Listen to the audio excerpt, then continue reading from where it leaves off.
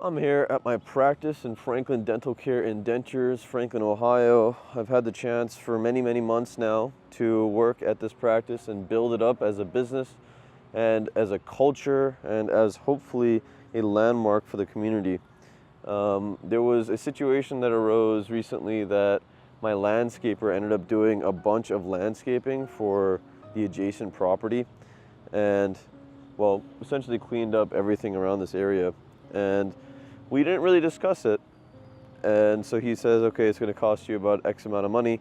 And the issue was, okay, morally speaking, do you pay someone for something that we didn't discuss if it is helping your community? The way that I see it is yes, mainly because the guy did a really good job. I believe in his capacity to actually help change the environment around.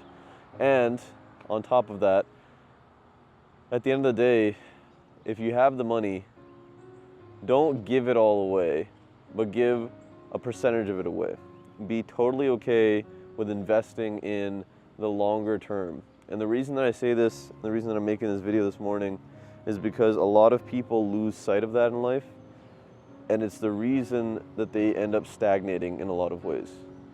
Now, you might be thinking to yourself, Rob, I don't have any money to give away. Well, in my experience, when it comes to time, money, emotional energy, whatever it is, chances are that we do have excess of it. It's just we're spending it doing kind of strange things that aren't necessarily going to help us in the long run. So I'm here to tell you in a very simple way that it is super, super important to pave, to nurture, to provide nutrients passively. It's a phenomenal way to think about growth in any capacity, because whenever you get to a point in life where you do have the time, the resources, or an opportunity does pop up, the amount that you invested to begin with is going to determine whether or not you can utilize that opportunity. And at the end of the day, I think a lot of us are missing out on those beautiful things because we don't spend the time to nurture that soil, to make sure that we are actually trying to grow our circumstance. And part of that comes with giving money to things that are going to benefit, ideally, the things that you're building. Because ideally, the things that we are building are also service to humanity in some capacity. So I say this to you with the biggest heart that I possibly can, that is very, very, very important for us to constantly be giving, but to know that the giving is going towards, hopefully, an initiative that we're building out already. That's how to marry business with spirituality, a sense of having a bigger purpose rather than just making all the money in the world, which is a good purpose because chances are that if you make a bunch of money, you actually have some resources to lend to other people to begin with.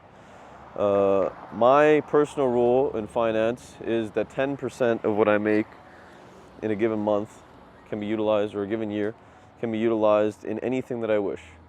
And what often ends up happening is that 10% of what I make is plenty, is more than enough for me to satisfy the little things that I want to do, like buy magic cards or go on a dinner or go on a date or something, or buy a computer part, whatever it is, and I have plenty left over. I think a lot of people spend so much time figuring out new things to waste their money on rather than just imagining giving that money to something that might build and might nurture a more community-focused network. And I think at the end of the day, at the end of our life, actually, we're kind of just looking for that. We're looking for some sort of impact, some sort of legacy, some sort of memory that people will have of us. What better way to do that than passively giving back to your community? And Franklin Dental Care and Dentures, and being a dentist for me, means a lot more than just providing the fillings, the root canals, the extractions, the necessary things that need to happen, the dentures. Right? To me, it means, listen, you are a pillar of your community. It is necessary. It is paramount that I also consistently use my brain, the education that I have, of ways to improve my community. that's how I got into this stuff in the first place when I was in school. You know, that's what I cared about, really, was, all right, I'll study, I'll do the dentistry, I'll get the stuff done, but there is no way in hell that I will give up my capacity to think, my capacity to hopefully impact the world around me. So I started this whole trash initiative. I was in North Philadelphia. Now, did I get very far? No, I didn't really have the tools at the time or the discipline at the time to actually go ahead and take care of that.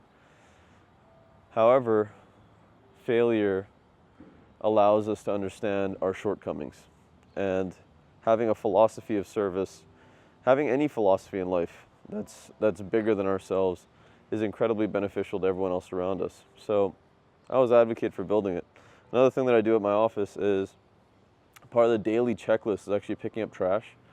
And the ideal is that you don't only pick up trash on our property, but if you see something in the community, if in eyesight there is a piece of trash, it is your responsibility to go pick it up as the person that is doing that job. And then I go and make sure that every morning I go and take a look, and I make sure that, you know, the staff did their job. That's something I'm learning as well in terms of delegation. It's so very, very important to set tasks that have meaningful end results.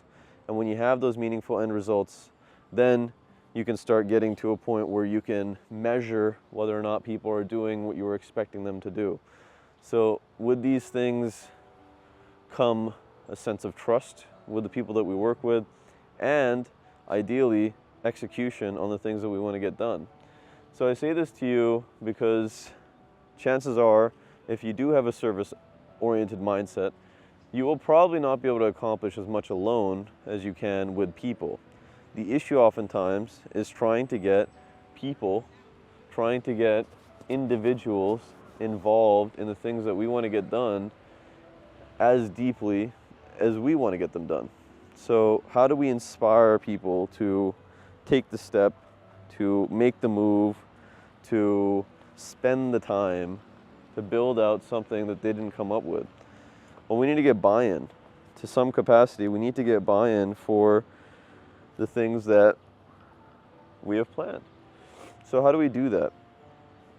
Well, I just saw a video this morning. Jim Rohn was talking about the 5 steps to actually becoming the person that we want to be in life. And one of those steps was excitement. Having a sense of excitement for the future, for the reason that we're doing all this stuff. How do I build that sense of excitement? It's hard to be excited every single day, but oftentimes what I've realized is the excitement comes from, I'd say about 20% of it, the excitement is an act. And I'd say the 80% of the excitement really comes down to what we're doing when no one's looking. And that means that eating healthy, going to sleep, and getting enough sleep at the time that we're saying we're going to, having relationships that are actually satisfying to us, where we not only care about that person, but they care about us. Super, super important, because they're the type of thing that's going to build, in general, how to go about thinking about ourselves. Our self-concept is going to be what determines the level of excitement that we have for any of our initiatives, because we know, if we have a good self-concept, that the person that's in charge of these initiatives, the person that's driving them forward, is actually going to accomplish that goal. In fact, it's very, very likely that that's going to happen.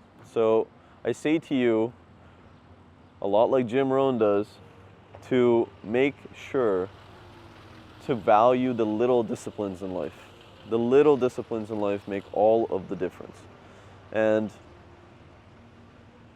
another thing that I'll say that I picked up from Grant Cardone, which I'm beginning to realize aligns a lot with these philosophies just in a more callous way, is live your life like someone is watching. And live your life like your role models are watching.